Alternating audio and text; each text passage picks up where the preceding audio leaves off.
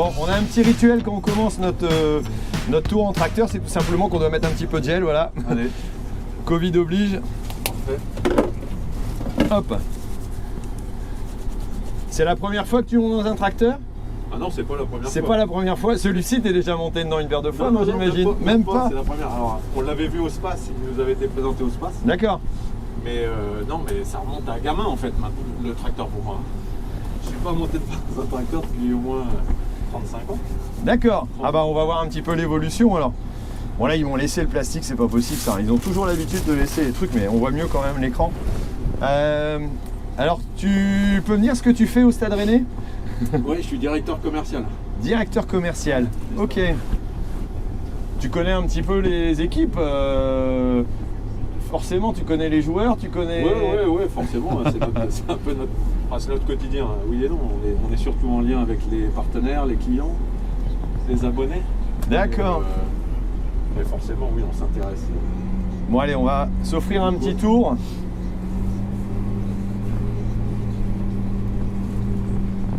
Alors j'ai l'habitude d'un tracteur qui est plutôt fait pour l'élevage, donc au niveau braquage, on n'est pas pareil, ils sont un peu plus petits. Ouais, tout à fait. Ouais.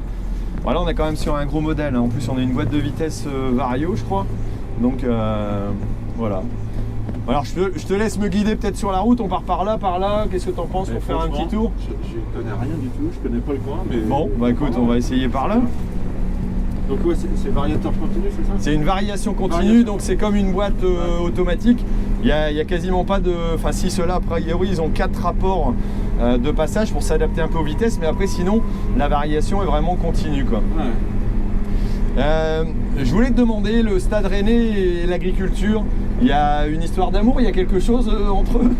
Bah, une histoire d'amour, en fait, le truc c'est qu'on fait partie d'une région. On est ancré dans une région qui est très agricole, qui est connue pour ça. Le secteur agro, c'est quand même très important chez nous, en Bretagne. Ouais.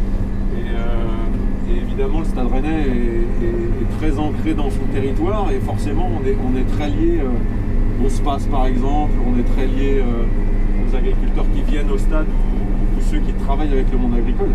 On a beaucoup de partenaires qui travaillent avec le monde agricole, on a beaucoup d'agriculteurs qui sont partenaires. Forcément, on a tous un peu une histoire commune avec l'agriculture. Hein. Que ce soit d'un point de vue personnel, ouais. On est tous un peu issus de ce monde-là. Si on remonte à nos parents, nos grands-parents, l'agriculture c'est un truc qui est ancré.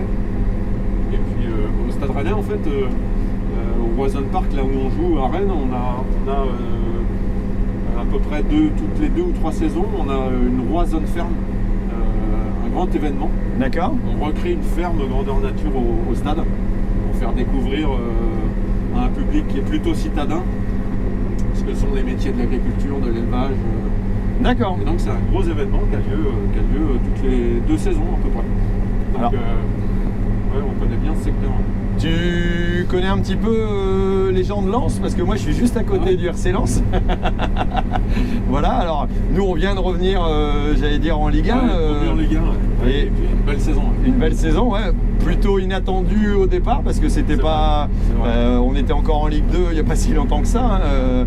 Et vous êtes 5e au niveau du classement, c'est ça? Là on a un petit peu rétrogradé. Là. On est 10e. D'accord. Justement, on va essayer de ravir la 5e place à Lens. Ah, et c'est quand ça? C'est le but, c'est le but. Ouais, ils sont un petit peu devant nous. Ouais. C'est une belle équipe, ouais, ils sont est-ce que vous avez généreux dans l'effort, on a eu un peu de mal contre eux. D'accord. Et est-ce que vous avez aussi, vous, un public qui est généreux aussi? J'imagine que c'est quand même un secteur où les gens ont de l'envie et ont du goût, leur région, ils y tiennent en Bretagne. Ouais, en fait, au Roison Park, qui est notre stade, on a un public qui est incroyable. Depuis quelques saisons, ils poussent l'équipe comme rarement on avait vu ça. D'accord. Et on a une fête, un spectacle qui est complètement incroyable. Ça nous rapproche un peu de ce qu'on peut vivre à Lens, parce qu'à Lens, c'est vrai que le spectacle et les spectateurs sont impressionnants. Et on a ce point commun. On a vraiment un public qui est très fidèle. Qui pousse, quel que soit le résultat ou quelle que soit la façon dont on joue, voilà. qui est vraiment dans le soutien. Et ça, c'est assez exceptionnel. On a eu des matchs incroyables, des derbies contre Nantes avec un public qui a fait la différence. On a vécu des soirées européennes avec un stade plein contre Arsenal par exemple, qui a été magique. Quand on vient au stade, on passe des moments. Ouais, il y a toujours une ferveur. J'allais dire, c'est un peu comme l'agriculture, il y a toujours une passion dans le football, quoi.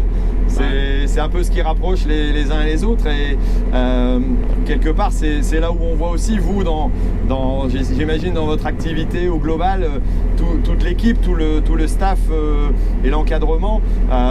Faut être passionné parce que c'est de l'engagement, ça prend du temps et parfois c'est difficile, quoi. C'est pas toujours, j'imagine, un métier ou une profession ou j'allais dire une activité qui est facile, quoi. Ouais, en fait, c'est un secteur, enfin le foot c'est hyper exposé. Ouais. En permanence on va parler de foot, c'est un sport hyper populaire, donc tout le monde a un avis sur le foot. Comme sur l'agriculture d'ailleurs. En fait, on a tous une histoire avec l'agriculture, familiale ou autre, mais on a tous une histoire avec le foot en fait aussi. Et qu'on soit expert du foot ou simple débutant ou novice, on a un avis, quoi. Et ça rend les choses un petit peu difficiles parce que forcément ça suscite plein de réactions positives, négatives. Donc ouais, c'est un milieu qui est pas simple, ça va très vite. On va pas se le cacher, il y a aussi beaucoup de pognon, beaucoup de médias, beaucoup d'expositions, beaucoup d'enjeux. Et donc finalement ça rend l'exercice un peu compliqué, mais voilà, les gens sont passionnés, que ce soit les gars sur le terrain, le staff, les gens qui travaillent. Évidemment, on est sur de la passion, quoi. Et on fait partager ça. Et c'est marrant quand on voit un tracteur qui a été floqué aux couleurs du Stade Rennais. Alors, il y en a un autre, et je vais en profiter pour parler d'une autre équipe, c'est Guingamp, qui est proche d'ici, qui a peut-être un peu moins de réussite en ce moment, mais en tout cas qui est une équipe où il y a du cœur. Moi, j'ai rencontré une jeune qui joue en tant que gardien, donc dans les équipes plus jeunes, en équipe féminine, en avant Guingamp. On voit aussi là le plaisir de jouer dans une équipe qui est ancrée localement. Je pense que c'est parti, ça fait partie aussi de l'histoire locale et c'est un peu pareil que vous, j'imagine, au niveau du public aussi, c'est proche, quoi. Il y a une proximité, quoi. En fait les gens vont s'identifier parfois à des joueurs, à une équipe, à une réussite. Et ce qui est intéressant à Rennes, ou je pense que à Guingamp c'est un peu la même chose, on s'identifie à une histoire, à une aventure en fait. Et une aventure qui parfois est transmise de père en fils, de père en fille. Et ça c'est impressionnant. Nous on va fêter en fait, mercredi prochain, on va fêter le 10 mars là, on va fêter nos 120 ans. D'accord. Donc le club a 120 ans mercredi. Et donc évidemment, on n'a pas eu des moments super chouettes, on n'a pas fait que de gagner des matchs ou des coupes, on a eu des moments difficiles. Mais en fait, c'est ça une histoire, c'est fait de bons moments, de moments plus difficiles. Et il y a des gens qui accompagnent ça. C'est ça, les gens accompagnent ça depuis toujours. Ils ont connu des mauvais moments, ça leur arrive de gueuler, de ne pas être d'accord, d'être un peu circonspect. Mais ils sont toujours là quand même, parce que ça fait partie de leur quotidien. Ils viennent au stade manger une galette saucisse, ça fait partie du rituel. Je vais pas emprunter à la liturgie ou à la religion, mais on vient un peu au Roison Park comme on vient dans un lieu un peu sacré pour partager des moments. C'est un lieu de partage, oui. Et c'est ça le foot en fait, et c'est pour ça qu'on aime ça. Donc il y a des moments incroyables et des anecdotes et des histoires de génération en génération qui sont chouettes. Et ça va au-delà de simplement un résultat qui est diffusé le dimanche soir sur une émission, quoi, à la télé. C'est autre chose que ça. On n'est pas sur l'instant. Alors là, on arrive à Banalec. Alors je vais bientôt faire demi-tour, mais je vais te demander, est-ce que ça te dérange? Je vais appeler mon garçon qui lui est passionné de football aussi. Il pourra parler football peut-être un petit peu avec toi et puis peut-être poser quelques questions. Je sais que vous avez des joueurs, des jeunes entre autres, qui sont plutôt réputés. Et puis vous en avez un aussi qui vient de notre secteur, a priori, d'après ce que j'ai compris, qui vient de Lens. Donc bon, je vais faire demi-tour, je vais me poser. Et puis je vais l'appeler, puis comme ça on pourra discuter un coup avec lui. Parce que moi honnêtement, le foot, j'y connais rien. La seule chose que j'ai fait au football, c'est d'aller voir mon garçon jouer, ce qui est déjà pas mal, on va dire. C'est bien. Mais voilà, on va essayer de l'avoir, de l'appeler. Moi je vais me mettre sur le parking au moins. Est-ce que tu te poses la question par exemple que Camavinga, est-ce qu'il va rester longtemps au Stade Rennais ou pas? Ça peut être imposé. Ça c'est une question qu'on a déjà eue quelques fois. Alors comme il est jeune, c'est un jeune joueur, il a 17 ans, non c'est ça? Ouais, il a 18 ans maintenant. 18 ans maintenant, ouais. Mais il a démarré très jeune, il a un potentiel a priori qui est pas mal. Ouais, c'est un joueur qui est très observé, très suivi, qui est un des meilleurs joueurs, hein, vraisemblablement, de sa génération en Europe, un des meilleurs joueurs européens. Et donc forcément, il est très convoité aussi. Très convoité.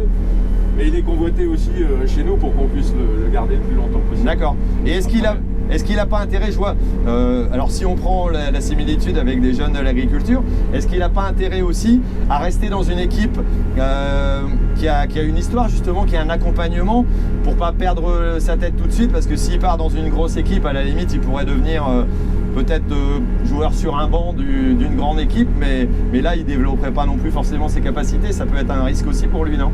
Ouais, c'est difficile de parler pour lui, parce que c'est vraiment des choix personnels qu'il doit faire, qui sont liés à ce qu'il ressent, à comment il se projette aussi dans l'avenir. Donc c'est difficile d'en parler, mais cela dit, il a déjà fait le choix de rester avec nous. Ouais. Il aurait pu peut-être, j'imagine, avoir des opportunités à l'été dernier peut-être. Il a choisi de rester à Rennes justement pour s'aguerrir, découvrir d'autres facettes de son jeu. Donc je pense qu'il est plutôt dans cet esprit de construire sa carrière, de construire son jeu. On en profite encore. Il a du temps. Et il a un peu de temps, voilà. Il a que 18 ans, il a encore beaucoup de choses à apprendre et à expérimenter. Mais c'est un super joueur. C'est un joueur qui... Et on parlait de passion tout à l'heure. Je pense que je ne le connais pas suffisamment bien, mais c'est un joueur qui intimement aime le foot. C'est un passionné du foot. D'accord. Il aime le foot en fait.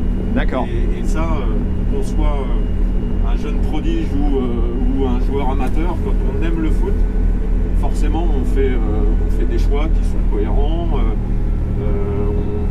On est dans une attitude qui est plutôt bonne pour sa carrière ou pour son club. Donc je ne suis pas inquiet pour Eduardo, je pense que ça se passera très bien. D'accord. Tiens, Emilien, tu m'entends encore? Oui. Dis-moi, qu'est-ce que tu penses du public rennais? Est-ce qu'il est équivalent à celui de Lens? Ah non. Bon, faut que tu viennes à Rennes alors, tu verras. On est un petit peu en dessous encore, mais... Mais dans les publics, Lens, ça reste quand même l'un des meilleurs de France. Hein. On t'entend assez mal. Essaye de bien parler. Ouais. Lens, c'était quand même compliqué à les battre. Lens, c'est un bon public. Supporter que Lens. Alors ce qui est marrant avec Emilien, c'est qu'il est supporter de Marseille en même temps, un moment. Ah ouais, je suis un vrai supporter de Marseille en étant dans le Nord, c'est assez rare. Et donc le meilleur supporter de France, ça reste les Marseillais quand même. Pour lui, les meilleurs supporters, c'est les Marseillais, voilà. Je pense qu'il y a un peu de chauvinisme dans toutes les équipes. Bien sûr. Après, pour avoir... Quand il y a de la passion. Pour avoir été un peu au Vélodrome dans les années 90, j'étais étudiant là-bas. C'est un public effectivement qui est chaud, qui est passionné. Ouais. Ouais, parfois chaud, hein, parfois très chaud aussi. Ouais, en ce moment c'est très très chaud. En ce moment c'est... La passion mène dans les deux extrêmes. Ouais, la passion pousse aux extrêmes, ouais, c'est sûr que c'est... Mais les matchs au Vélodrome, c'était quelque chose, effectivement. Et donc de revoir ça, c'est déjà un exploit, mais après d'arriver au niveau de l'Europe, ça doit être une découverte intéressante aussi, parce que c'est pas la même ambiance, c'est pas la même structure, c'est pas les mêmes déplacements. Ça pousse forcément dans ses retranchements, mais c'est hyper enrichissant, quoi. Ouais, tu l'as dit, hein, dès lors qu'on va à l'extérieur, on se rend compte qu'il y a des bonnes pratiques, il y a des exemples à suivre, il y a des gens qui ont des histoires en plus riches et longues, donc on s'inspire forcément de ça. Et puis des façons de travailler qu'on n'a pas forcément, et que dans tous les domaines, hein, d'ailleurs, hein, nous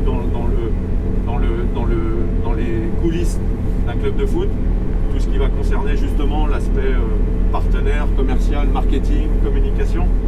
Il y a beaucoup de choses qui sont traitées aujourd'hui par les clubs en Europe, qui sont des exemples intéressants à suivre pour nous, et inversement.